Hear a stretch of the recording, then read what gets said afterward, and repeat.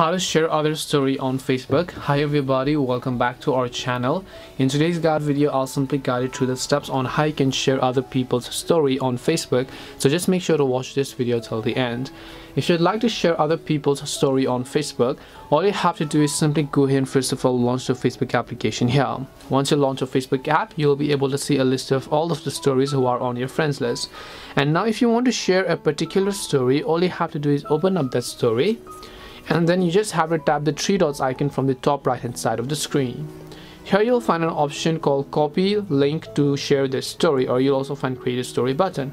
You can either copy the link to share the story. Next time whenever you send a link to anybody, which say maybe on WhatsApp or Messenger, if you send the link to just anybody, they're going to be redirected to that specific story. So let me just show you. If I share this, if I tap on the link, or if any of the other friends taps on the link, they're going to be redirected to the Facebook application or the browser, and then they should be able to view that particular story. This is simply how you can go ahead and then share story on Facebook.